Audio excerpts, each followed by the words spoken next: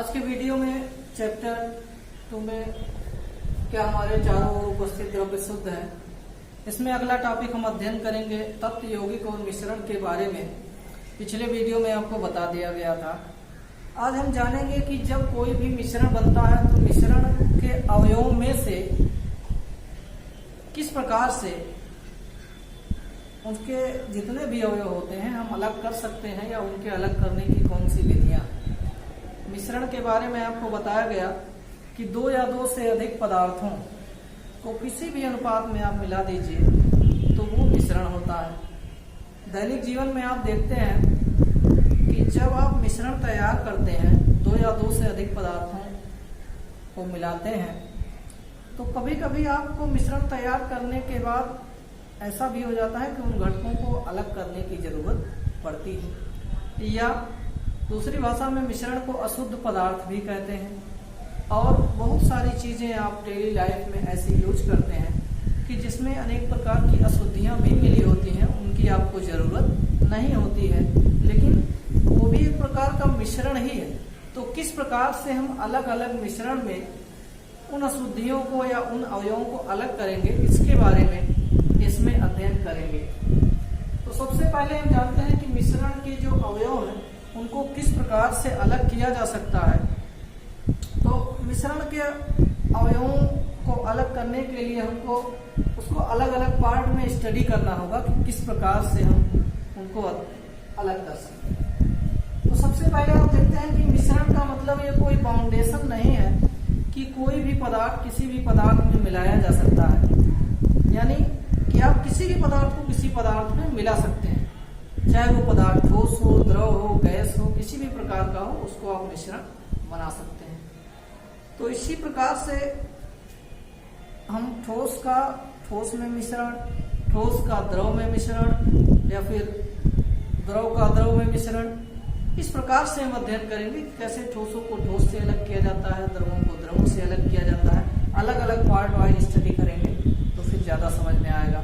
सबसे पहले हम आपको बता दें कि आपके सिलेबस में जो रखा गया है उसमें मिश्रण के अवयवों के पृथक्करण में सबसे पहले हम अध्ययन करेंगे कि ठोस से ठोस पदार्थ, किसी एक ठोस पदार्थ से दूसरे ठोस को कैसे अलग किया जाता है, यानी 2 ठोसों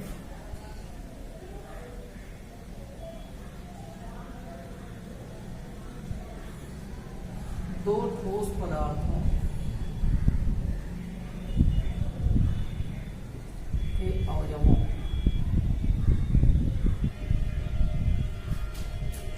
या 2 ठोस पदार्थों के अवयवों ना कहिए सिर्फ मिश्रण का पृथक्करण।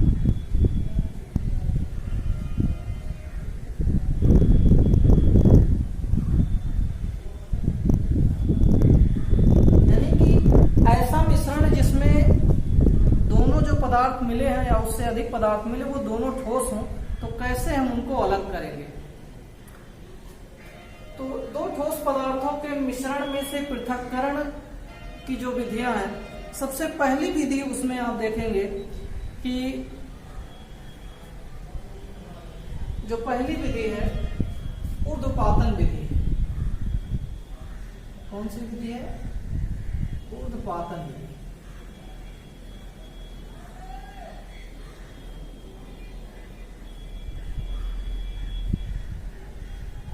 ऊर्ध्वपातन के बारे में सबसे पहले आपको बता दें कि ऊर्ध्वपातन की क्रिया वह क्रिया है कि जब किसी भी पदार्थ का अवस्था परिवर्तन होता है, और किस प्रकार से जब कोई भी ठोस पदार्थ जब आप उसको गर्म करते हैं तो द्रव में बदलता है, और द्रव को गर्म करते हैं तो वो सीधे गैसीय अवस्था में बदलता है।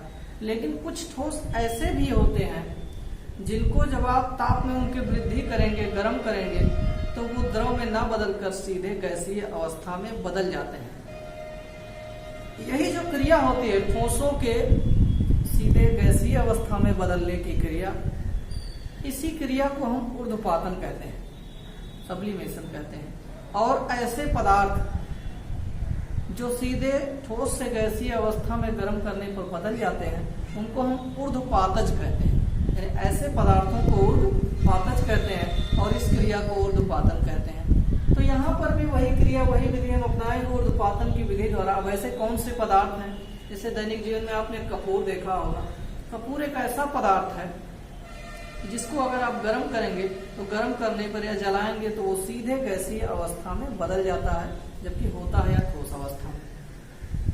तो कपूर एक ऊर्ध्वपातज पदार्थ है और ये क्रिया ऊर्ध्वपातन की है। इसी प्रकार से और भी अन्य चीजें हैं, अमोनियम क्लोराइड या नवसादर, एंथ्रासीन है, नेफ्थेलीन है। ये सभी वस्तुएं ऐसी हैं जिनमें ऊर्ध्वपातन का गुण पाया जाता है, यानी कि इनको अगर आप सीधे गर्म करेंगे तो ये सीधे गैसीय अवस्था में बदल जाएंगे, ठोस द्रव में नहीं बदलते। तो ऊर्ध्वपातन विधि द्वारा पृथक्करण कैसे करेंगे? मान लिया दो ऐसे मिश्रण है, जैसे नमक हो गया, सोडियम क्लोराइड हो गया, नौसादर हो गया या कपूर का मिश्रण हो गया। उसमें से अगर आप नमक में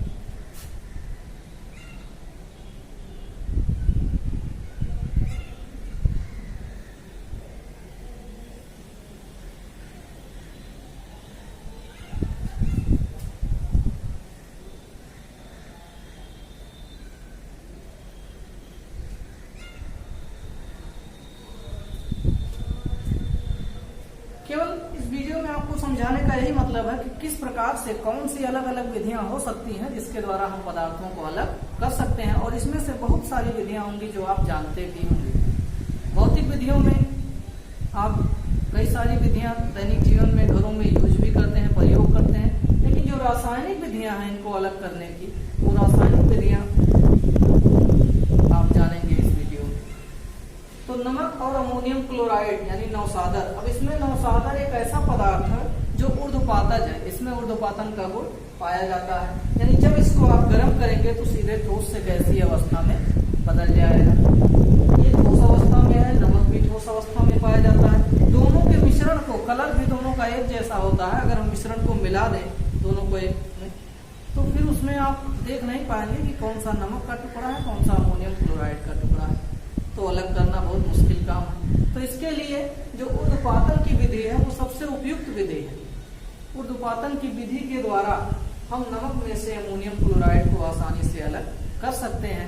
इसके लिए हमें केवल मिश्रण को एक बीकर या फ्लास्क में रख के गर्म करना होगा, और गर्म करने के बाद आप देखेंगे कुछ समय बाद अमोनियम क्लोराइड वाष्प बन के वहां से निकल जाएगा, और उस बची हुई वाष्प को हम किसी बर्तन में इकट्ठा कर लेंगे, जो अमोनियम क्लोराइड वाष्प प्राप्त होगी। और जो बचा हुआ रहेगा मिश्रण, यानी जो केवल ठोस बचा रहेगा, वो क्या होगा? नमक होगा। तो इस प्रकार से नमक और अमोनियम क्लोराइड के मिश्रण को अलग किया जा सकता है। तो ये पहली विधि है कि ठोस में से ठोस को कैसे अलग किया जाए। जो दूसरी विधि है वो भी देखिए।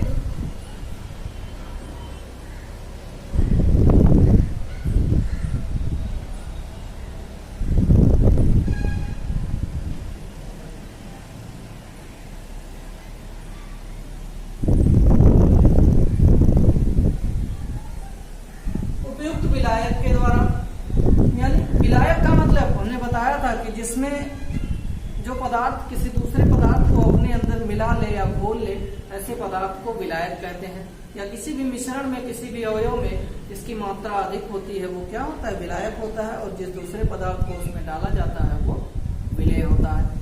तो इसमें उपयुक्त विलायक के द्वारा, यानी कोई ऐसा उचित विलायक का प्रयोग करें जिसमें से कि हमको ऐसे मिश्रण का उपयोग करना है जो उस विलायक में घुल जाए या दूसरा वाला घुल जाए। यानी मिश्रण का कोई एक अवयव उस विलायक में आसानी से घुल जाए और दूसरा वाला ना घुले। तो इसके लिए कि जब ऐसा कौन सा मिश्रण होता है जिसमें एक विलायक में घुल जाएगा और दूसरा वाला नहीं घुलेगा। रेत आप जानते हैं बालू या चाक का टुकड़ा है, चीनी।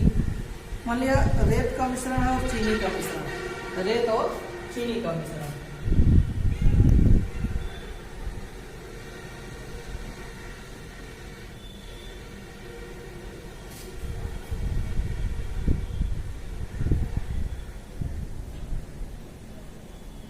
अब इसमें अगर आप ध्यान से देखेंगे तो रेत क्या है? वो जल में अघुलनशील है और चीनी जल में घुलनशील है। तो अगर हम दोनों के मिश्रण को पानी में घोल दें तो क्या होगा? आप देखेंगे चीनी पूरी तरह पानी में घुल जाएगा और रेत धीरे धीरे नीचे बैठ जाएगा। और फिर उस जल को हम अलग कर सकते हैं, तो उसमें से चीनी अलग हो जाएगा और रेत की मात्रा नीचे बैठ जाएगी। छान कर भी अलग किया जा सकता है। इसी प्रकार से नमक और चीनी के मिश्रण को, नमक और चीनी के मिश्रण को अगर हम अलग करना चाहें, नमक और चीनी के मिश्रण को अलग करना चाहें, तो दोनों ठोस हैं, दोनों के कण एक जैसे होते हैं। अब आप सोचेंगे कि नमक और चीनी के मिश्रण को भी पानी में घोल दिया जाए, तो नमक और चीनी के मिश्रण को अगर आप पानी में घोल देंगे तो दोनों जल में घुलनशील है, दोनों घुल जाएगा। तब वहां कैसे आप अलग करेंगे? तो यहाँ टॉपिक हम क्या पढ़ रहे हैं? उपयुक्त विलायक के द्वारा, यानी कोई ऐसा उचित विलायक हम प्रयोग करेंगे जिसमें नमक या चीनी दोनों में से कोई एक उस विलायक में घुल जाए, जिस प्रकार से चीनी घुल गया था और रेत बचा रह गया था। तो कौन सा ऐसा उचित विलायक है उसके बारे में हमको जानकारी होनी चाहिए। तो ऐसा विलायक एल्कोहल है, यानी एल्कोहल में अगर हम नमक और चीनी के मिश्रण को घोल दें, यानी दोनों का मिश्रण जो है वो डाल दें, तो क्या पाएंगे कि चीनी जो है वो एल्कोहल में आसानी से घुल जाता है, लेकिन नमक एल्कोहल में अविलेय है, वो घुलता नहीं है। तो अब सारी चीज आपको क्लियर हो गई होगी, जान गए होंगे कि किस प्रकार से अलग किया जा सकता है। जब चीनी एल्कोहल में घुल जाएगा और नमक एल्कोहल में नहीं घुलेगा, तो सेम प्रोसेस फिर वही उत्पन्न होगा जो रेत और चीनी के मिश्रण से हमने जिस प्रकार अलग किया था, उसी प्रकार से यहाँ भी चीनी घुल जाएगा एल्कोहल में, उसको अलग कर लिया जाएगा और रेत को बाकी अलग कर सकते हैं, या तो वो नीचे बैठ जाएगा या छान के अलग कर सकते हैं। तो इन सब विधियों का प्रयोग किया जाता है। अब इसके बाद एक और विधि का अध्ययन हम करेंगे जिससे आप परिचित भी होंगे, बहुत आसान।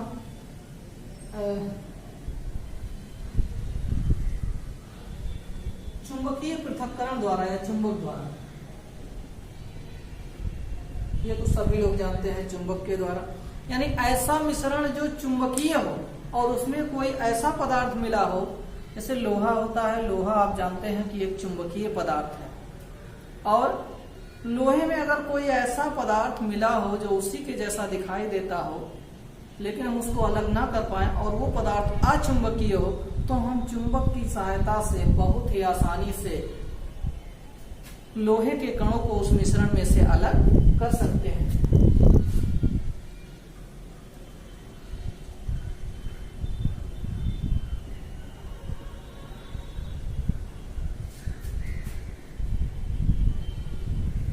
लोहे तथा लकड़ी के बुरादे का मिश्रण,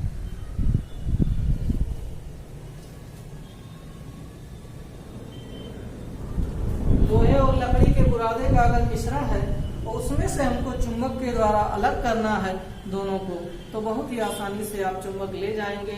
चुंबक लोहे के टुकड़ों को, कणों को अपनी ओर आकर्षित कर लेगा, या किसी भी ऐसे मिक्सचर में से जिसमें लोहा मिला हुआ है और दूसरा पदार्थ अचुंबकीय है, तो इस प्रकार से आप चुंबक के द्वारा अलग कर सकते हैं। तो ये प्रमुख 3 विधियां हैं ठोस पदार्थों में से ठोस पदार्थों को अलग करने की। पहली विधि है ऊर्ध्वपातन विधि। ऊर्ध्वपातन विधि में हमने बताया कि जो दो ठोस का मिश्रण मिला हुआ है उसमें एक पदार्थ ऐसा होना चाहिए जिसमें ऊर्ध्वपातन का गुण पाया जाए, तो गर्म करने पर हमको आसानी से वाष्प में बदल जाएगा और इस प्रकार से हम अलग कर लेंगे। दूसरी जो विधि है उपयुक्त विलायक के द्वारा, यानी ऐसे दो ठोसों का मिश्रण होना चाहिए जिसमें से एक मिश्रण उस विलायक में, उस उचित विलायक में, उपयुक्त विलायक में विलेय हो और दूसरा अविलेय हो, तो इसके द्वारा हम आसानी से अलग कर सकते हैं। तीसरी जो विधि है चुंबक के द्वारा, इसके लिए यह आवश्यक है कि जिन दो ठोसों का मिश्रण आप लिए हुए हैं उसमें से अगर किसी दोनों को अलग करना है या किसी एक को अलग करना है, तो एक मिश्रण चुंबकीय होना चाहिए या कह लीजिए कि लौह युक्त होना चाहिए और दूसरा जो है वो अचुंबकीय मिश्रण होना चाहिए। इस प्रकार से हम अलग कर सकते हैं। अब इसके बाद फिर हम अध्ययन करेंगे कि किसी भी ठोस पदार्थ में जब कोई द्रव का मिश्रण यहाँ तो हमने अध्ययन कर लिया कि दो ठोसों का मिश्रण हो, उसमें से मिश्रण का कैसे अलग करेंगे। अगर इस प्रकार से कि ठोस में हम द्रव को मिला दें या द्रव में ठोस को मिला दें, तब उसको कैसे हम अलग करेंगे। तो इसके लिए फिर अलग जो विधियां हैं उसके बारे में हमको अध्ययन करना है।